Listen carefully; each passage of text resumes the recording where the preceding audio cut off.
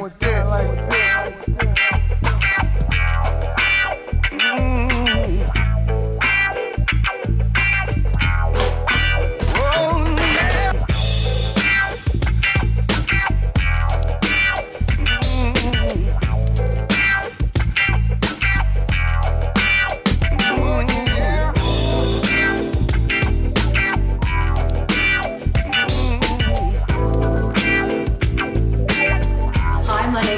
Woodhams, and I'm playing Viola in the Twelfth Night. She's a character that gets shipwrecked on the shores of Illyria, a sort of magical kind of city, after she gets separated from her twin brother Sebastian. and because she's all alone in this new town, she decides to disguise herself as a boy and call herself Cesario and go to work for the Count Orsino. And from there, all sorts of mayhem ensues, and she finds herself very much entangled in a crazy love triangle. My name is Viola.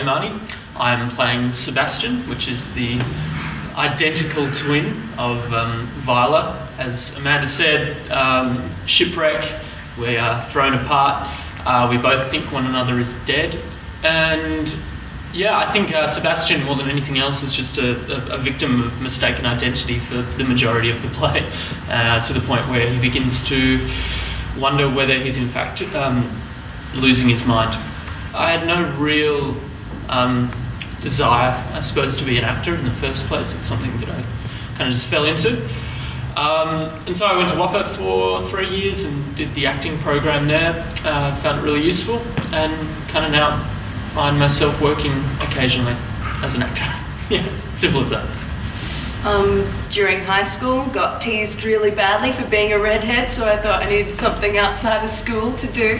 So I would go and audition for like little community theatre shows and built up my experience that way, and then realised it was actually something I loved to do. I had no exposure to Shakespeare, so when I read the script for the first time, I must admit, it was a bit like, it was incredibly overwhelming, and I thought, how will I ever be able to do that? But then I read like 3 different versions of the script, and I went and read the spark notes, and I got people's opinions, and suddenly it all started opening out. And so this experience for me, because I'm much more inexperienced than, say, Will or most of the other castmates, has been like my brain's exploding a bit every day. So it's been really cool. I think there's a danger with Shakespeare to be intimidated by it, and the one rule, I suppose, that I give myself before I work on classical text is to have as much fun as possible with it, because it can get a little daunting when you've got verse structure and all this kind of things, and it doesn't sit naturally with a contemporary ear, for instance. But yeah, if you have fun, I think it kind of opens up, and it shows why I suppose Shakespeare is so celebrated. The role was Viola as a role is quite large, so I felt overwhelmed when I first got cast. So I started learning the lines. So first day, I had them more or less down, which took a huge load off to start with.